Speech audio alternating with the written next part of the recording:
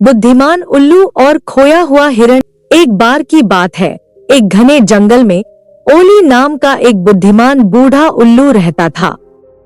ओली पूरे जंगल में अपनी बुद्धिमत्ता और दयालुता के लिए जाना जाता था। एक दिन जब ओली एक पेड़ पर बैठा हुआ था, उसने जंगल में एक खोए हुए हिरन के बच्चे की रोने की आवाज सुनी। चिंतित होकर ओली ने अपने पंख फैलाए और पेड़ों के बीच से तब तक उड़ता रहा जब तक कि उसने डरे हुए हिरन के बच्चे को झाड़ियों में उलझा हुआ नहीं पाया। हिरन का बच्चा डर से कांप रहा था, अपनी माँ के पास वापस जाने का रास्ता नहीं ढूंढ पा रहा था। धीरे से पास आकर ओली ने हिरन के बच्चे से धीरे से बात की, उसे आश्वस्त किया कि सब कुछ ठीक हो जाएगा।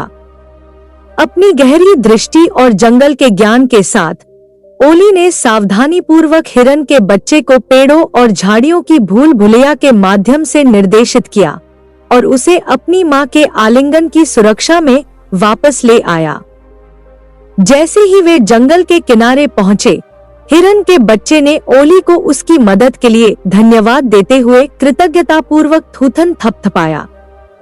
लेकिन ओली ने मुस्कुराते हुए कहा, याद रखें छोटे बच्चे, मुसीबत के समय में मदद मांगने से कभी न डरें, चाहे वह मेरे जैसे बुद्धिमान बूढ़े उल्लू से हो या आपकी अपनी प्रवृत्ति से। हमेशा कोई न कोई व्यक्ति आपका मार्गदर्शन करने के लिए तैयार रहता है सही रास्ते पर। और इसके साथ ही हिरन का बच्चा अपनी माँ के साथ फिर से मिलने के लिए निकल पड़ा और ओली को संतोष की भावना के साथ जंगल की निगरानी करने के लिए छोड़ दिया, यह जानते हुए कि उसने एक खोई हुई आत्मा को घर तक पहुंचने में मदद की थी।